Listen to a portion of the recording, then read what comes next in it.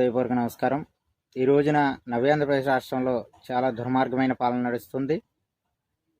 Rajampet parliament సభ్యులు పెద్దలు గౌరవనీయులు పెద్దిరెడ్డి మిథున్ రెడ్డి గారిని సిట్ అధికారులు అరెస్ట్ చేసి రాజమండ్రి సెంట్రల్ జైలుకి పంపించడం అప్రజాస్వామికమని సందర్భంగా తెలియజేస్తున్నాం. మరి ఈ దేశంలో 29 రాష్ట్రాలు ఉంటే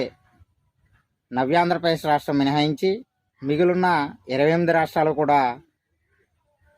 రాష్ట్ర అభివృద్ధి పాలనలో ప్రజాభివృద్ధి పాలనలో జెట్ స్పీడ్లో మరి ఆ రాష్ట్రాలు కొనసాగుతుంటే రోనాండోల్ని ఒక్క ఆంధ్రప్రదేశ్ మట్టుకే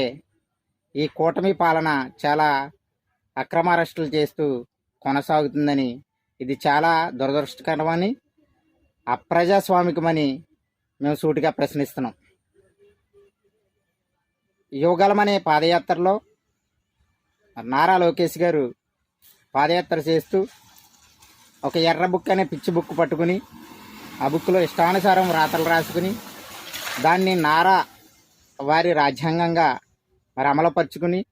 ఆ రాజ్యాంగంలో ఆ రెడ్ బుక్ రాజ్యాంగంలో పేర్లు ముందుకు నడిపిస్తూ అరెస్టులు చేయడమే ధ్యేయంగా పెట్టుకున్న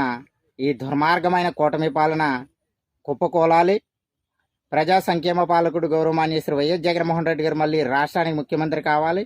ప్రజా సంక్షేమ పాలన నడవాలని మేము ఈ సందర్భంగా కోరుకుంటున్నాం. మీరు ఏదైతే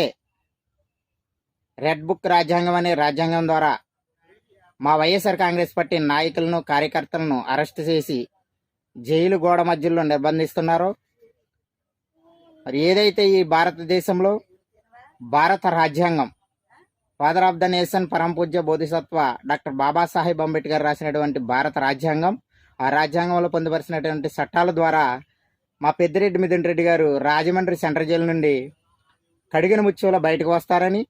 మీ అరాచక పాలన, మీ దుర్మార్గమైన పాలన నవ్య ఆంధ్రప్రదేశ్ రాష్ట్ర ప్రజలు గమనిస్తున్నారు. ఖచ్చితంగా రానున్న రోజుల్లో రాష్ట్ర ప్రజలే బుద్ధి చెప్తారని, మా నాయకుడు పెద్దిరెడ్డి మిథున్ రెడ్డి గారు ఖచ్చితంగా కడిగిన ముత్యంలాగా రాజమండ్రి సెంట్రల్ జైలు నుంచి బయటకు వస్తారని, మీ దుర్మార్గమైన పాలన ఇక్కడ ఆపాలని, మరి రాష్ట్ర ప్రజలకు ఇచ్చినటువంటి హామీలు నెరవేర్చాలని, సూపర్ 6 హామీలు నెరవేర్చాలని, ఈ అక్రమ అరెస్టుల ద్వారా మా వైఎస్ఆర్ కాంగ్రెస్ పార్టీ నాయకులను కానీ కార్యకర్తలను కానీ మీరు భయపెట్టలేరని ఈ సందర్భంగా మేము కూటమి ప్రభుత్వాన్ని హెచ్చరిస్తూ, ఖచ్చితంగా మా నాయకుడు పెద్దిరెడ్డి మిథున్ రెడ్డి గారు మీ అక్రమ అరెస్టు నుంచి,